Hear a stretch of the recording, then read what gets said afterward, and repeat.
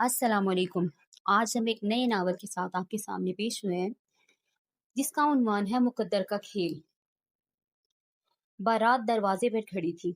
हर तरफ शहनाइयों की गूंज थी, लेकिन दुल्हन के कमरे में मोहब्बत का खून हो चुका था। वो सुर्ख जोड़े में सजी, हाथों पर मेहंदी रचाए, अपने बाप के कदमों में बैठी रो रही थी, क्योंकि दुल्हे ने ऐन वक्त पर निकाह से इनकार कर दिया था। महर पाशा का गुरूर आज एक मासूम लड़की की जिंदगी बर्बाद करने पर तुला हुआ था। जुनैरा आईने के सामने बैठी अपनी किस्मत पर रश्क कर रही थी। सुर्ख रंग का भारी उरूसी लिबास, चेहरे पर हल्का सा हया का रंग और आंखों में आने वाले कल के हसीन ख्वाब।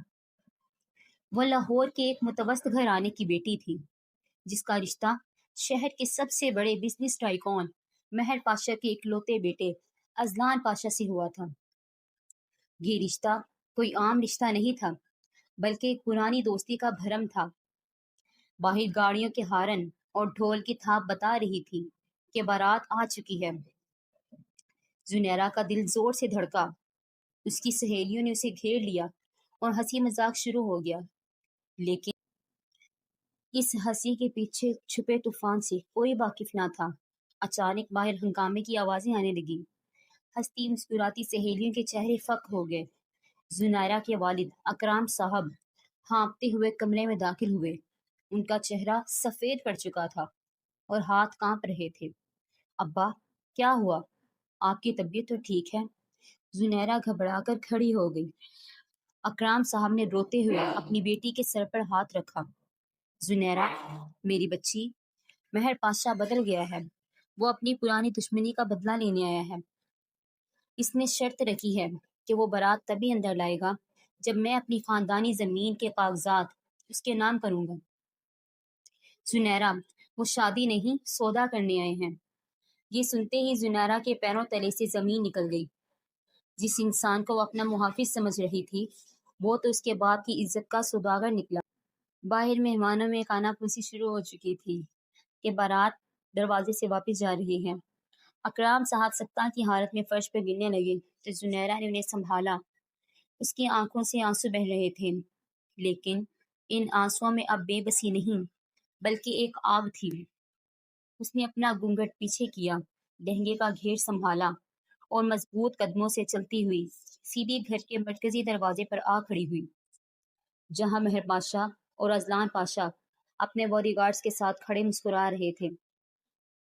ठहर जाइए महर पाशा साहब। जुनैरा की खनकती और पुरअज़म आवाज पूरे हाल में गूंजी। तमाम मेहमान हैरत से उस दुल्हन को देखने लगे। अजलान ने मुड़कर जुनैरा को देखा। उसकी आंखों में जुनैरा के लिए एक अजीब सी कशिश थी, मगर वो अपने बाप के सामने खामोश था।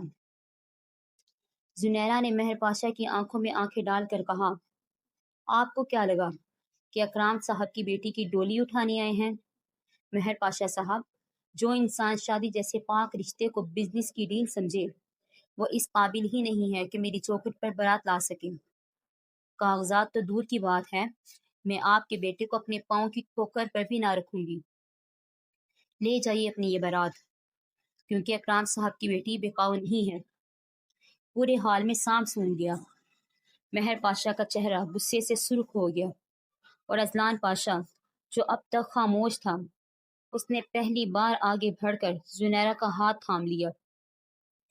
अजलान का ये कदम महर पाशा के गुरूर पर सबसे बड़ा वार था। अब आगे क्या होगा? क्या अजलान अपने बाप के खिलाफ जाकर जुनैरा से निकाह करेगा, या ये जुनैरा की जिंदगी की सबसे बड़ी तबाही का आगाज है? यारे दोस्तों, कहानी का ये पहला हिस्सा आपको कैसा लगा? कमेंट सेक्शन में ज़रूर बताइएगा। मुझे आपके कमेंट्स का इंतज़ार रहता है। अगर आप अगला हिस्सा जल्दी देखना चाहते हैं तो वीडियो को लाइक करें और चैनल को सब्सक्राइब लाजमी करें। अल्लाह हाफिज़।